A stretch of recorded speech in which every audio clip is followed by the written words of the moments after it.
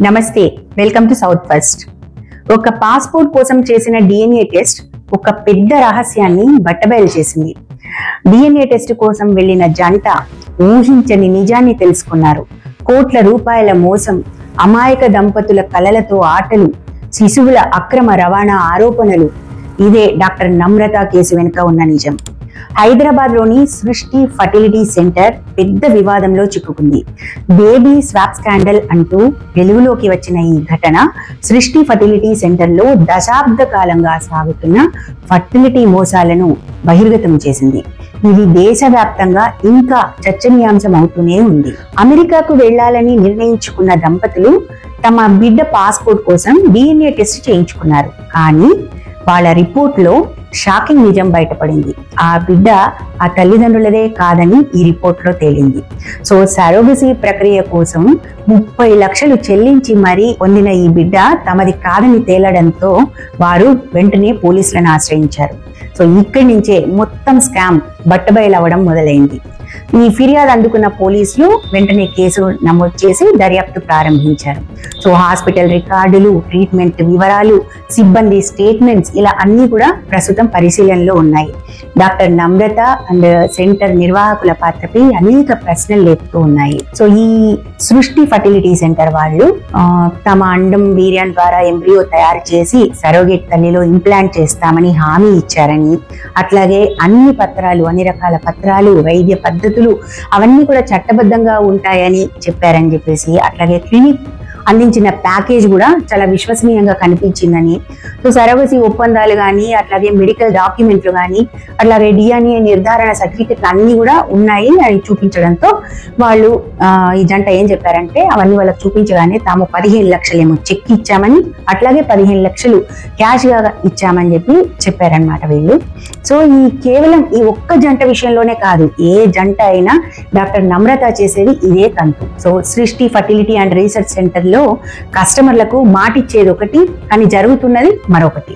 ఏమవుతుంది మరి అంటే, సరోగసీ పేరుతో అసలు సరోగేట్ మదరే కానీ వేరే గర్భిణుల నుంచి పిల్లల్ని తీసుకొచ్చి వీళ్ళకి అందించడం, అట్లాగే కృత్రిమ రికార్డులు, డిఎన్ఏ ఫలితాలను దాచిపెట్టడం, ఇట్లా ఒక్కటేమిటి డాక్టర్ నమ్రత ఆధ్వర్యంలో నడిచే Srishti fertility and research centre భాగవతాలెన్నో.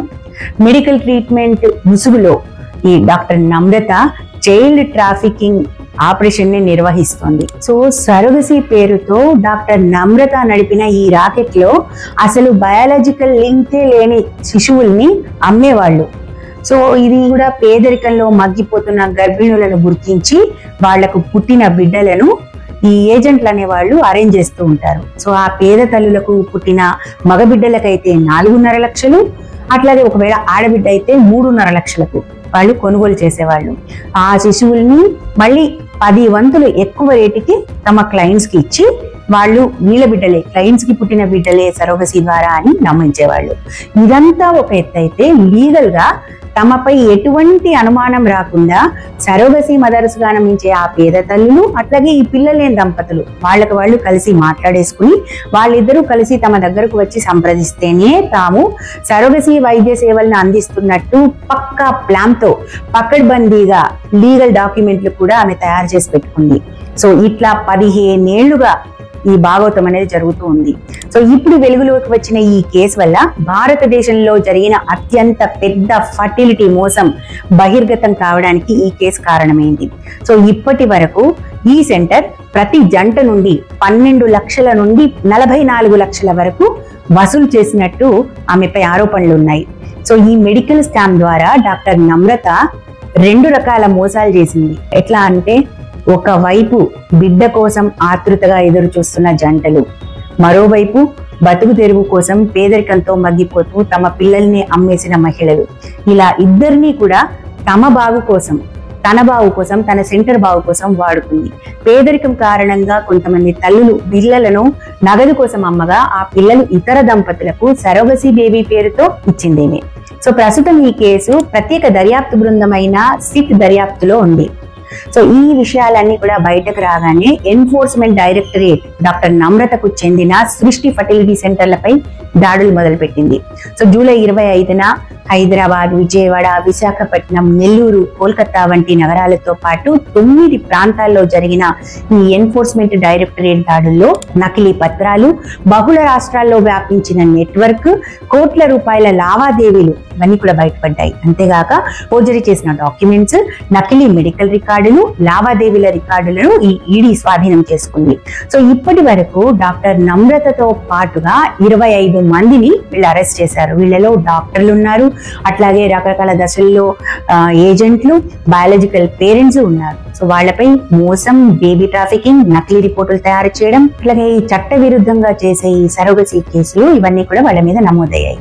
So ఈ ఘటన గురించిన మొట్టమొదటి ఎఫ్ఐఆర్ జూలై 25న నమోదు కాగా గోపాలపురం పోలీస్ స్టేషన్ లో ఫ్రాడ్, చీటింగ్, క్రిమినల్ కాన్స్పిరసీ, అట్లాగే చైల్డ్ ట్రాఫికింగ్ కేసులపై పలు ఎఫ్ఐఆర్లు నమోదవడంతో అప్పుడు ఈడీ తన ఇన్వెస్టిగేషన్ ని చేపట్టింది ఈ సెంటర్ పైన. సో ఈ కేసు కేవలం ఒక వైద్య రంగానికి సంబంధించిన మోసం మాత్రమే కాదు, శిశువుల ట్రాఫికింగ్ అంటే మానవ విలువలనే ప్రశ్నార్థకం చేస్తున్న నేరం.